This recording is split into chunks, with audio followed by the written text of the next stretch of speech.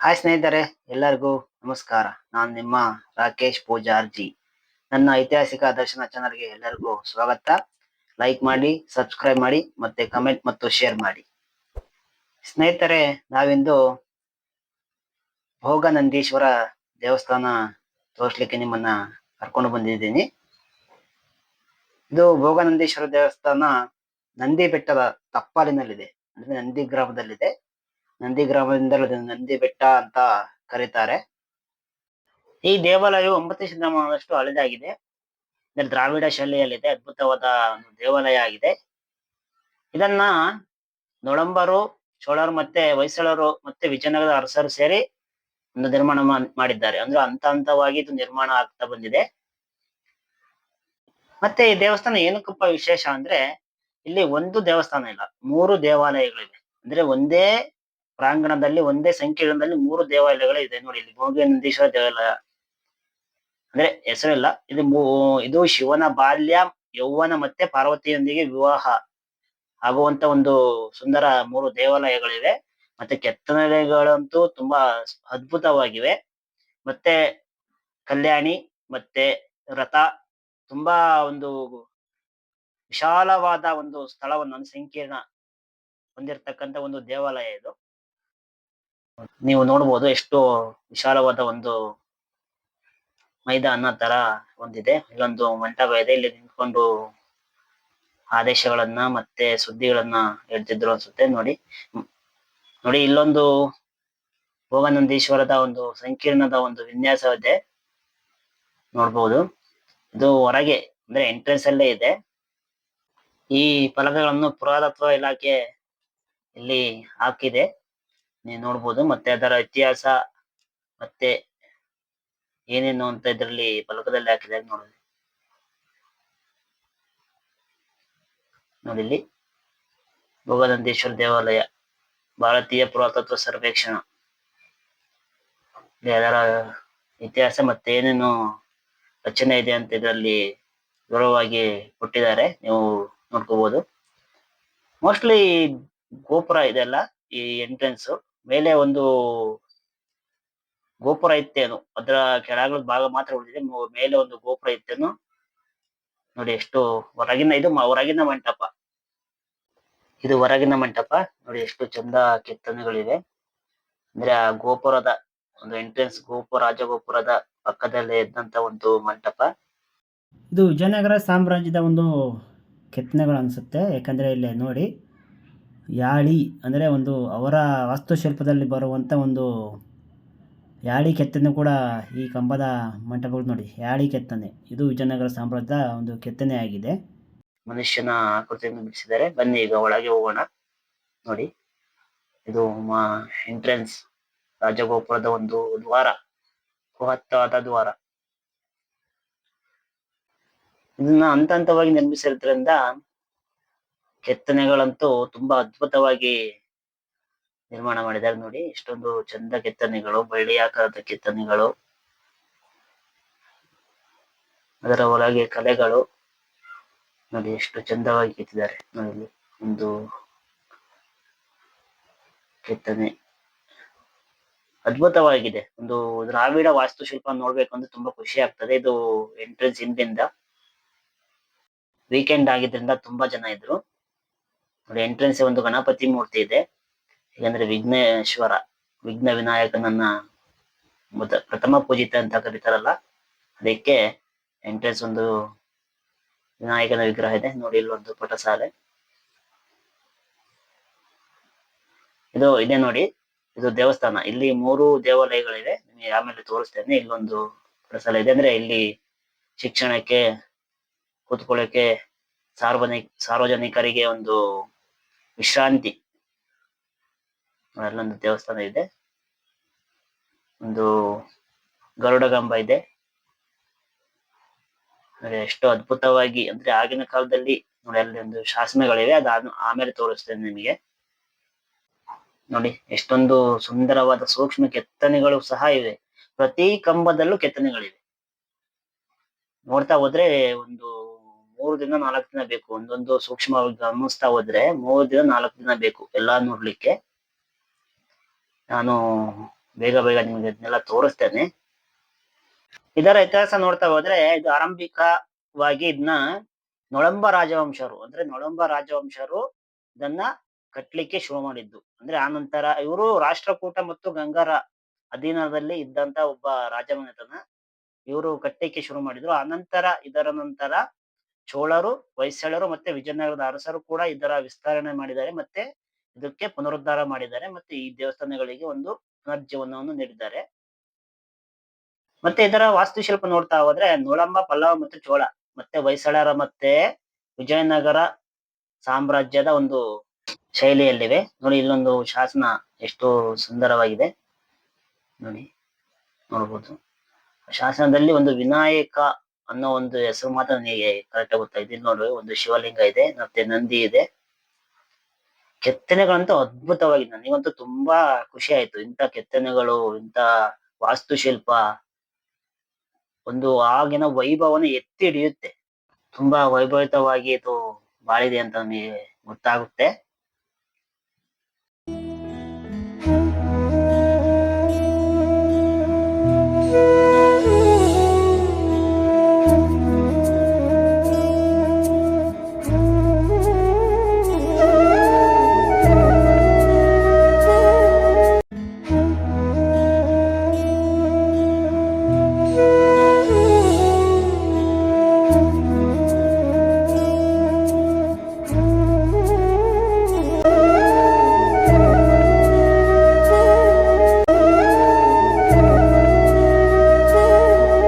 ಭೋಗನಂದೀಶ್ವರ, ಉಮಾಮಹೇಶ್ವರ ಮತ್ತೆ ಅರುಣಾಚಲೇಶ್ವರ ದೇವರ ದರ್ಶನ ಮಾಡ್ಕೊಂಡ್ರಿ. ನೋಡಿದ್ರಲ್ಲ ಎಷ್ಟೊಂದು ಜನ ಬಂದಿದ್ದಾರೆ. ನೋಡಿ ಇಲ್ಲೊಂದು ಕೆತ್ತನೆ ಇದೆ. ಇದು ಯಾವುದು ಹೊರ ದೇಶ ಅಂದ್ರೆ ಫಾರಿನರ್ ಅಂದ್ರೆ ಚೀನಿ ಯಾತ್ರಿಕ ಕಾಣ್ತಾನೆ. ಇವನ್ನೆಲ್ಲ ನೋಡಿದ್ರೆ ವಿಜಯನಗರ ಸಾಮ್ರಾಜ್ಯದ ಕಾಲದ ಕೆತ್ತನೆಗಳ ತರ ಕಾಣಿಸುತ್ತೆ. ಯಾಕಂದ್ರೆ ಎಲ್ಲ ಅದೇ ತರ ಇದೆ ನೋಡಿ. ಪ್ರತಿ ಕಂಬದ ಮೇಲೂ ಕೆತ್ತನೆಗಳು ತುಂಬಾ ಅದ್ಭುತವಾಗಿವೆ. ತುಂಬಾ ಅದ್ಭುತವಾಗಿ ಕೆತ್ತನೆಯನ್ನ ಮಾಡಿದ್ದಾರೆ. ಇಲ್ಲಿ ನೋಡಿ ಆಂಜನೇಯನ ಮೂರ್ತಿ ಎಷ್ಟು ಚಂದಾಗಿ ಕೆತ್ತನೆ ಮಾಡಿದ್ದಾರೆ ನೋಡಿ. ಇಲ್ಲಿ ನೃತ್ಯ ಮಾಡ್ತಕ್ಕಂತ ಒಂದು ಗೊಂಬೆ ಇಲ್ಲಿ ನೋಡ್ಬೋದು. ಇಲ್ಲೊಂದು ಶಾಸನ ಇದೆ, ತಮಿಳಿನಲ್ಲೇ ಇದೆ. ಇದು ಹೊಯ್ಸಳರ ಕಾಲದಲ್ಲೂ ಆಗಿರ್ಬೋದು ಮತ್ತೆ ಇಲ್ಲ ಚೋಳರ ಕಾಲದಲ್ಲೂ ಬರ್ತಿರ್ಬೋದು. ಯಾಕಂದ್ರೆ ಗಂಗನವಾಡಿ ಗೆದ್ದಾಗ ಹೊಯ್ಸಳರು ಕೂಡ ಇಲ್ಲಿ ತುಂಬಾ ವರ್ಷಗಳ ಕಾಲ ಆಳ್ವಿಕೆ ಮಾಡಿದ್ದಾರೆ. ಅವರು ಆ ಕಾಲದಲ್ಲಿ ಬಹುಶಃ ಒಂದು ತಮಿಳನ್ನು ಕೂಡ ಬಳಸಿದ್ದಾರೆ ಅನ್ನೋ ಉಲ್ಲೇಖ ಇದೆ. ಹಾಗೆ ಚೋಳರು ಆಳ್ವಿಕೆ ಮಾಡಿರೋದ್ರಿಂದ ಮತ್ತೆ ಈ ದೇವಸ್ಥಾನದಲ್ಲಿ ಒಂದು ಅಭಿವೃದ್ಧಿ ಕಾರಣ ಆಗಿರೋದ್ರಿಂದ ಅವರು ಕೂಡ ಈ ಶಾಸನವನ್ನ ಉಲ್ಲೇಖ ಮಾಡಿರ್ಬೋದು ಅನ್ನೋದು ಒಂದು ಅನಿಸಿಕೆ ನೋಡಿ. ಇವೆಲ್ಲ ಈ ಕೆತ್ತನೆಗಳೆಲ್ಲ ವಿಜಯನಗರ ಸಾಮ್ರಾಜ್ಯ ಅಂದ್ರೆ ಹಂತ ಹಂತವಾಗಿ ಅಂದ್ರೆ ಮೊದಲಿಗೆ ಬಾಣರು, ನಂತರ ನೊಳಂಬರು, ನಂತರ ಹೊಯ್ಸಳರು ಮತ್ತೆ ಚೋಳರು, ನಂತರ ವಿಜಯನಗರ ಸಾಮ್ರಾಜ್ಯದ ಅರಸರು, ಹೀಗೆ ಹಂತ ಹಂತವಾಗಿ ಇಲ್ಲಿ ಕೆತ್ತನೆಗಳನ್ನ ಮಾಡ್ಕೊತ ಬಂದಿದ್ರೆ ಈ ಏನ್ ಶಾಸನ ಇದೆ ಅಂತ ಒಂದು ಫಲಕ ಹಾಕಿದ್ರೆ ನಮಗೆ ಎಲ್ಲಾ ಅನುಕೂಲ ಆಗುತ್ತೆ.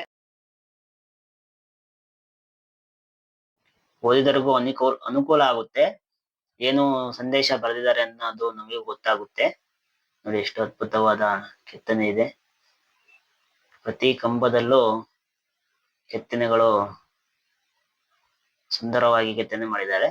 ಪ್ರತಿ ಕಂಬದಲ್ಲೂ ಒಂದೊಂದು ಕಂಬದಲ್ಲೂ ಕೂಡ ಸೂಕ್ಷ್ಮ ಕೆತ್ತನೆಗಳು ಮತ್ತೆ ಆ ಮೂರ್ತಿಗಳ ಕೆತ್ತನೆಗಳು ಅದ್ಭುತವಾಗಿ ಮಾಡಿದ್ದಾರೆ ನೋಡಿ. ಆಂಜನೇಯನ ಮೂರ್ತಿ ಇದೆ, ಇಷ್ಟೊಂದು ಇದೆ ನೋಡಿ. ಇದೆಲ್ಲ ಸೂಕ್ಷ್ಮವಾಗಿ ನೋಡ್ತಾ ಹೋದ್ರೆ 2 ದಿನ ಅಂತೂ ಬೇಕು ಎಲ್ಲವನ್ನು ನೋಡ್ಕೊಂತ ಹೋಗೋದಾದ್ರೆ. ಇದು ದೇವಸ್ಥಾನ, ಇಲ್ಲೊಂದು ದೇವಸ್ಥಾನ, 3 ದೇವಾಲಯಗಳು. ಸ್ನೇಹಿತರೆ ನೀವು ಇಲ್ಲಿ ನೋಡ್ಬೋದು ಎಲ್ಲಾ ಕೆತ್ತನೆಗಳು ನೋಡಿ. ಇಲ್ಲೊಂದು ಕಲ್ಲಿನ ಛತ್ರಿ ಇದೆ. ಇದು ನಮ್ಮ ಕರ್ನಾಟಕದಲ್ಲೇ ಇರ್ತಕ್ಕಂತ ಒಂದು ಛತ್ರಿ. ಇತರ ಛತ್ರಿ ಬೇರೆ ಎಲ್ಲೋ ನಿಮಗೆ ದೇವಸ್ಥಾನಗಳಲ್ಲಿ ಸಿಗೋಲ್ಲ. ಇದೆಲ್ಲ ವಿಜಯನಗರ ಶೈಲಿಯ ಒಂದು ವಾಸ್ತುಶಿಲ್ಪ. ಈ ಕಂಬಗಳ ಕೆತ್ತನೆಗಳೇನಿದೆ ಅದೆಲ್ಲ ವಿಜಯನಗರ ಶೈಲಿಯಲ್ಲಿದೆ ನೋಡಿ. ಅಲ್ಲಿ ಒಂದು ರೌಂಡ್ ಆದ ಹೂವು ಬಂದಿರ್ಬೋದು. ಮತ್ತೆ ಹಾರ್ಡ್ ಗ್ರಾನೈಟ್ ಅನ್ನ ಇಲ್ಲಿ ಬಳಸಿದ್ದಾರೆ. ಇಲ್ಲಿ ನೋಡ್ಬೋದು ನೋಡಿ. ಇಲ್ಲಿ ಬೇಡರ ಕಣ್ಣಪ್ಪನ ಒಂದು ಚಿತ್ರ ಕೂಡ ಇಲ್ಲಿ ಇದೆ ಮೊದಲು ಬಾಣರು ಇಲ್ಲಿ ದೇವಸ್ಥಾನವನ್ನ ನಿರ್ಮಿಸಿದ್ರು ಅನ್ನೋ ಉಲ್ಲೇಖ ಇದೆ. ನಂತರ ನೊಳಂಬರು, ನಂತರ ಗಂಗರು, ಮತ್ತೆ ಹೊಯ್ಸಳರು, ಮತ್ತೆ ನಮ್ಮ ಚೋಳರು, ಮತ್ತೆ ನಮ್ಮ ವಿಜಯನಗರ ಸಾಮ್ರಾಜ್ಯದ ದೊರೆಗಳು, ಹೀಗೆ ಹಂತ ಹಂತವಾಗಿ ಇದನ್ನ ನಿರ್ಮಿಸ್ಕೊಂಡು ಬಂದಿದ್ದಾರೆ. ಇದೆಲ್ಲ ಜಗಲಿ ಎಲ್ಲ ಔಟ್ಸ್ಟ್ಯಾಂಡ್ ಅಂದ್ರೆ ದೇವಸ್ಥಾನಗಳು ಮಾತ್ರ ನೊಳಂಬ, ಬಾಣ, ನೊಳಂಬ ಮತ್ತೆ ಚೋಳರ ಕಾಲದಲ್ಲಿ. ಆದ್ರೆ ಈ ಔಟ್ ಸೈಡ್ ಈ ನೋಡಿ ಅಲ್ಲಿ ಕಂಬಗಳು, ಇದು ಹಂಪಿ ವಿರೂಪಾಕ್ಷನ ದೇವಸ್ಥಾನದಲ್ಲಿ ಕಂಬಗಳ ತರ ಇಲ್ವಾ? ಇದೆಲ್ಲ ವಿಜಯನಗರ ಸಾಮ್ರಾಜ್ಯದ ಒಂದು ವಾಸ್ತುಶಿಲ್ಪ ಆಗಿದೆ ನೋಡಿ. ಕಂಬಗಳು, ಸಂಗೀತ ಕಂಬಗಳು ಅಂತೀವಲ್ಲ, ಇಲ್ಲೊಂದು ಚೀನಿ ಯಾತ್ರಿಕ ಇದ್ದಾಗಿದೆ ನೋಡಿ. ಎಲ್ಲರೂ ಆ ಗಡ್ಡ ಮತ್ತೆ ಅದೆಲ್ಲ ನೋಡಿದ್ರೆ ಒಂಥರ ಚೀನಿ ಯಾತ್ರಿಕ, ಅಂದ್ರೆ ಚೀನಿಯ ದೇಶದವರು, ಆಗಿನ ಒಂದು ಪ್ರವಾಸಿಗರು ಅಂತ ಅನ್ಸುತ್ತೆ. ಇಲ್ಲ ನೋಡಿ, ಅದೊಂದು ದೇವಸ್ಥಾನ ಇದೆ ಹೊರಗೆ, ಇಲ್ಲೊಂದು ಬಾವಿ ಇದೆ. ವೀಕೆಂಡ್ ಆಗಿದ್ರಿಂದ ತುಂಬಾ ಜನ ಬಂದಿದ್ರು. ವಾಸ್ತುಶಿಲ್ಪ ಮತ್ತೆ ಇದನ್ನು ನೋಡೋಕಿನ ಅವರಿಗೆ ವೈಯಕ್ತಿಕವಾಗಿ ಫೋಟೋ ತೆಗೆಸ್ಕೊಳ್ಬೇಕು, ಬರೀ ಫೋಟೋದಲ್ಲಿ ಸೆಲ್ಫಿ ಹುಚ್ಚು, ಅದರಲ್ಲೇ ನಿರ್ತಾ ಇದ್ರು ನೋಡಿ. ಇಲ್ಲೊಂದು ಅದ್ಭುತವಾದ ಕೆತ್ತನೆಯಿಂದ ಕೂಡಿದ ಒಂದು ಕಂಬ ಇದೆ. ಇಲ್ಲಿ ಏನೋ ಕೆತ್ತನೆ ಮಾಡಿದ್ದಾರೆ, ತುಳಸಿ ಕಟ್ಟೆ ಮತ್ತು ನಾಗಶಿಲ್ಪ ಇದೆ, ನೋಡ್ಬಹುದು ನಿಮಗೆ. ಅಲ್ಲೆಲ್ಲ ಯಾಳಿ ಅಂದ್ರೆ ಯಾಳಿ ರಚನೆ, ಒಂದು ವಿಜಯನಗರ ಸಾಮ್ರಾಜ್ಯ ಯಾಳಿ ರಚನೆ, ಒಂದು ಸಿಂಹ ಇರುವಂತ ಒಂದು ಕಂಬ, ಅಂದ್ರೆ ಸಿಂಹ ಮತ್ತೆ ಸಂಗೀತದ ಒಂದು ಕಂಬಗಳು ಇರುವಂತದ ಒಂದು ರಚನೆ, ಅಂದ್ರೆ ಅದು ವಿಜಯನಗರ ಸಾಮ್ರಾಜ್ಯ ರಚನೆಯೇ ಆಗಿರುತ್ತೆ. ಯಾರೋ ವಿದೇಶಿಗರು ಬಂದಿದ್ರು ನೋಡ್ಲಿಕ್ಕೆ ನೋಡಿ, ಎಷ್ಟು ಅದ್ಭುತವಾಗಿ ಇದನ್ನ ರಚನೆ ಮಾಡಿದ್ದಾರೆ. ಇಲ್ಲೊಂದು ಗಿರಿಜಾಂಬ ದೇವಸ್ಥಾನವಿದೆ. ಈ ಈ ಜಗಳಿ ಕೂಡ ವಿಜಯನಗರ ಸಾಮ್ರಾಜ್ಯದ ಕಾಲದಲ್ಲಿ ಆಗಿದೆ ಅಂತ ಅನಿಸ್ತಿದೆ, ಯಾಕಂದ್ರೆ ಕೆತ್ತನೆಗಳು ಅದೇ ತರ ಇದೆ ನೋಡಿ. ಕಂಬದ ಕೆತ್ತನೆಗಳು ನೋಡಿ. ಇದು ದೇವಸ್ಥಾನದ ಗರ್ಭಗುಡಿ ನೋಡಿ. ಕೆತ್ತನೆಗಳು ಎಷ್ಟು ಅದ್ಭುತವಾಗಿದೆ. ದೇವಸ್ಥಾನ ಸುಂದರವಾಗಿ ಕೆತ್ತನೆ, ಅಂದ್ರೆ ಒಂದೇ ರಾಜವಂಶದವರು ಮಾಡಿಲ್ಲ, ಹಂತ ಹಂತವಾಗಿ ಮಾಡಿರೋದ್ರಿಂದ ಅವರವರ ವಾಸ್ತುಶಿಲ್ಪ, ಅವರವರ ಕಲೆ ಎಷ್ಟು ಚೆನ್ನಾಗಿದೆ ನೋಡಿ. ಇಲ್ಲೊಂದು ಕೆತ್ತನೆಗಳಿವೆ, ಅಂತೂ ಅದ್ಭುತ ಕೆತ್ತನೆಗಳು. ಆ ದೇವಸ್ಥಾನದ ಒಂದು ಪಕ್ಕದಲ್ಲಿ ಇರುತ್ತವಂತ ಒಂದು ದೇವಸ್ಥಾನದ ಮೇಲೆ ಎಷ್ಟೊಂದು ಅದ್ಭುತವಾದ ಕೆತ್ತನೆಗಳು ಮಾಡಿದೆ ನೋಡಿ. ಅಲ್ಲಿ ಬ್ರಹ್ಮ ಇರೋ ಆಗಿದೆ, ವಿಷ್ಣು, ಮೋಸ್ಟ್ಲಿ ಶಿವ ಅನ್ಸುತ್ತೆ, ಹಂಸ ವಾಹನ ಬ್ರಹ್ಮ ನೋಡಿ. ಎಷ್ಟು ಅದ್ಭುತವಾಗಿ ಕೆತ್ತನೆಗಳನ್ನ ಮಾಡಿದ್ದಾರೆ ಆ ದೇವಸ್ಥಾನದ ಗರ್ಭ ಗುಡಿಯ ಮೇಲೆ.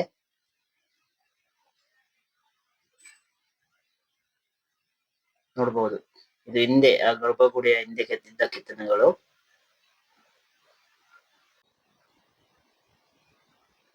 ಇದು ಋಷಿಮುನಿಯ ಕೆತ್ತನೆನೋ ಯಾವನೋ ಗೊತ್ತಿಲ್ಲ. ಇಲ್ಲಿ ತುಂಬಾ ಗಡ್ಡ, ಇದು ಮೋಸ್ಟ್ಲಿ ಋಷಿಮುನಿಗಳು ಇರ್ಬಹುದು ಅಂತ ನನ್ನ ಅನಿಸಿಕೆ. ಇದು ಋಷಿಮುನಿಗಳ ಕೆತ್ತನೆಗಳು, ಆದ್ರೆ ಒಂದು ತರ ನೋಡಿದ್ರೆ ಅದು ಚೀನಿ ಯಾತ್ರಿಕರ ಕೆತ್ತನೆಗಳು ತರ ಕಾಣಿಸುತ್ತೆ. ಗೊತ್ತಿಲ್ಲ, ಅದು ಋಷಿಮುನಿಗಳ ಕೆತ್ತನೆಗಳು ಇರ್ಬೋದು ಅಂತ ನನ್ನ ಅನಿಸಿಕೆ. ಋಷಿಮುನಿಗಳು ಅವರ ಬಟ್ಟೆ ಮತ್ತೆ ಅವರ ಒಡವೆಗಳ ಅಲಂಕಾರ ನೋಡಿದ್ರೆ ಋಷಿಮುನಿಗಳ ತರ ಇಲ್ಲ ಚೀನಿ ಯಾತ್ರಿಕರ ತರ ನಮಗೆ ಕಾಣಿಸುತ್ತಾರೆ. ಇರಬಹುದೇನು, ಹಂಗೆ ಅಂದ್ರೆ ವಿಜಯನಗರ ಸಾಮ್ರಾಜ್ಯದ ಕಾಲದ ಕೆತ್ತನೆಗಳು ಇರೋದ್ರಿಂದ ಅವರು ಕೂಡ ಅದನ್ನ ಕೆತ್ತಿರಬಹುದು ಅಂತ ಸಾಧ್ಯತೆ ಇರುತ್ತೆ ನೋಡಿ. ಇಲ್ಲಿ ನಮ್ಮ ದೇವರ ಬ್ರಹ್ಮ, ವಿಷ್ಣು, ಮಹೇಶ್ವರ ಅವರ ಒಂದು ಮೂರ್ತಿಗಳ ಕೆತ್ತನೆಗಳು ಕೂಡ ಅದ್ಭುತವಾಗಿವೆ.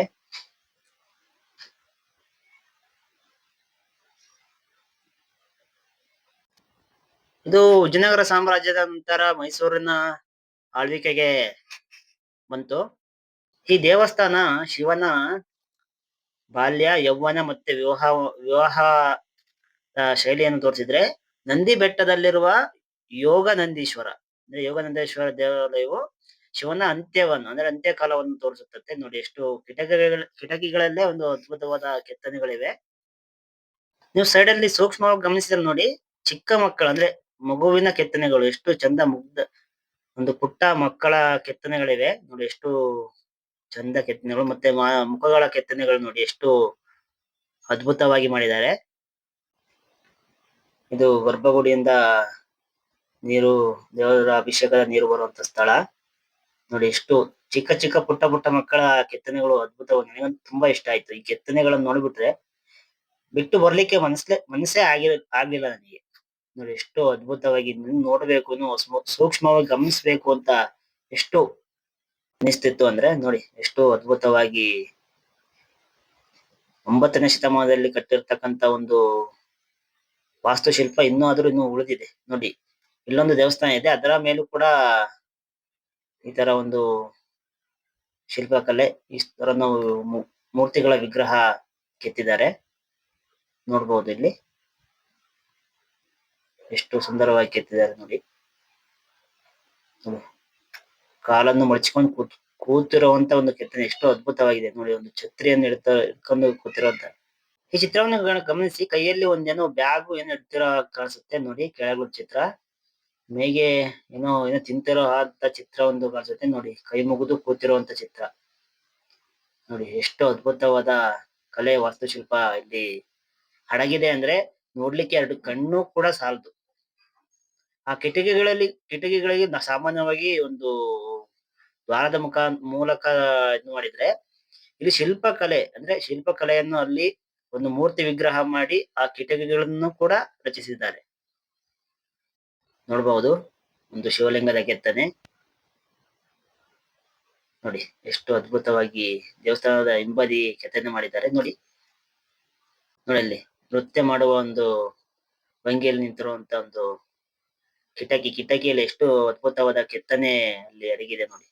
ಪುಟ್ಟ ಪುಟ್ಟ ಮಕ್ಕಳು ಆಟ ಆಡ್ತಕ್ಕಂತ ಒಂದು ಶೈಲಿಯಲ್ಲಿ ನೋಡಿ. ಆ ದೇವಸ್ಥಾನದ ಕಿಟಕಿ ನೋಡಿ ಎಷ್ಟು ಅದ್ಭುತವಾಗಿ, ಅಂದ್ರೆ ವಾಸ್ತುಶಿಲ್ಪ ಎಲ್ಲೆಲ್ಲಿ ಬಳಸೋಕ್ ಆಗುತ್ತೋ ಅಲ್ಲಲ್ಲಿ ಸಮರ್ಥನೀಯವಾಗಿ ಬಳಸ್ಕೊಂಡಿದ್ದಾರೆ ನೋಡ್ಬೋದು ನೀವು. ಇಲ್ಲೊಂದು ದೇವಸ್ಥಾನ ಇದೆ. ಕೆತ್ತನೆಗಳಂತೂ ತುಂಬಾ ಅದ್ಭುತವಾಗಿ ಕೆತ್ತನೆಗಳನ್ನು ಮಾಡಿದ್ದಾರೆ. ಇಲ್ಲೊಂದು ಬಾವಿ, ಇಲ್ಲೊಂದು ತಾಯಿಯ ದೇವಸ್ಥಾನ ಇದೆ.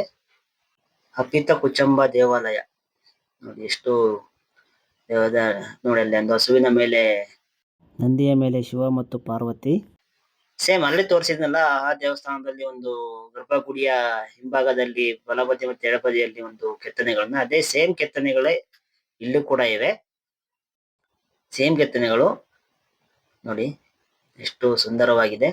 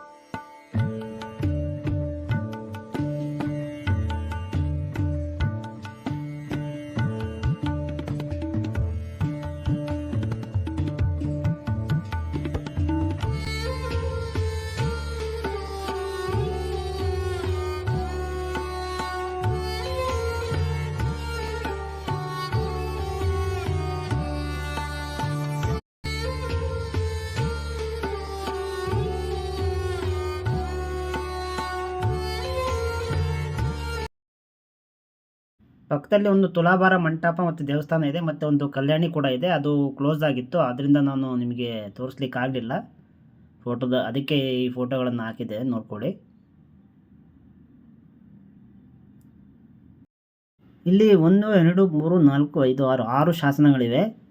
ಕಲ್ಲಿನಲ್ಲಿ ಕೆತ್ತಲಾದಂಥ 6 ಶಾಸನಗಳು ನೋಡಿ. ಇಲ್ಲೊಂದು ಇದೆ, ಅಲ್ಲೊಂದಿದೆ, ಆ ಕಡೆ ಒಂದಿದೆ.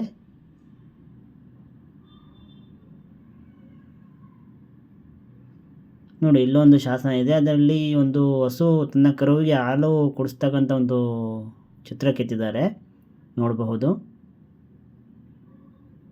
ಎಲ್ಲ ಮಾಸಿ ಹೋಗಿವೆ, ಅಕ್ಷರಗಳು ಹಳೆಗನ್ನಡ ರೂಪದಲ್ಲಿದ್ದಾವೆ. ಕಂಬಗಳ ಕೆತ್ತನೆಗಳು ಮತ್ತು ಪಡಸಾಲೆಗಳು ತುಂಬ ಅದ್ಭುತವಾಗಿ ಕೆತ್ತಿದ್ದಾರೆ ನೋಡ್ಬೋದು. ವಿಜಯನಗರ ಸಾಮ್ರಾಜ್ಯದ ಕೆತ್ತನೆಗಳಿವೆಲ್ಲ, ಮಂಟಪಗಳವೆಲ್ಲ. ಇಲ್ಲಿ ಶಾಸನಗಳಿವೆ. ಇದರ ಒಂದು ವಿವರವನ್ನು ಬರೆದು ಒಂದು ಬೋರ್ಡಲ್ಲಿ ಹಾಕಿದರೆ ಓದಲಿಕ್ಕೆ ತುಂಬ ಅನುಕೂಲ ಆಗುತ್ತೆ. ಈ ಮೂಲಕ ಅಲ್ಲಿನ ಅಧಿಕಾರಿಗಳಿಗೆ ನಾನು ಮನವಿ ಮಾಡಿಕೊಳ್ತಾ ಇದ್ದೇನೆ. ನೋಡ್ಬೋದು ಎಷ್ಟು ಅದ್ಭುತವಾಗಿ ರಚನೆ ಮಾಡಿದ್ದಾರೆ. ಆಗಿನ ಕಾಲದಲ್ಲಿ ಎಷ್ಟು ವೈಭವವಾಗಿ ಇದು ಇತ್ತು ಅನ್ನೋದಕ್ಕೆ ಇದು ಸಾಕ್ಷಿ. ನೋಡಿ, ಯಾಳಿ ಕಂಬಗಳು ಅಂದರೆ ವಿಜಯನಗರ ಕಾಲದ ಯಾಳಿ ಕಂಬಗಳು. ಈ ಮಂಟಪದ ಮುಂಭಾಗದಲ್ಲಿರ್ತಕ್ಕಂಥ ಕಂಬಗಳು. ಇದು ಪ್ರವಾಸಿಗರನ್ನು ತುಂಬ ತುಂಬಿರುತ್ತೆ. ನೀವು ಬರಬೇಕು, ಒಂದು ಶಾಂತ ರೀತಿಯಾಗಿ ನೀವು ನೋಡಬೇಕು ಅಂದರೆ ವಾರದಲ್ಲಿ ಬರ್ರಿ. ಸೋಮವಾರದಿಂದ ಶನಿವಾರದ ಒಳಗೆ ಬನ್ನಿ. ಶನಿವಾರ ಭಾನುವಾರ ಹೋದರೆ ತುಂಬ ಪ್ರವಾಸಿಗರು ಬಂದಿರ್ತಾರೆ. ಮತ್ತು ಭಕ್ತರು ಮತ್ತು ಯಾತ್ರಾರ್ಥಿಗಳು ತುಂಬ ಜನ ಬಂದಿರ್ತಾರೆ. ನೀವು ವಾರದಲ್ಲಿ ಹೋದರೆ ಒಳ್ಳೆಯದು. ಇದು ಗೋಪುರದ ಅಂದರೆ ದೇವಸ್ಥಾನದ ಎದುರುಗಡೆ ಅಂತ ಇರ್ತಕ್ಕಂಥ ಒಂದು ಮಂಟಪ ನೋಡ್ಬೋದು.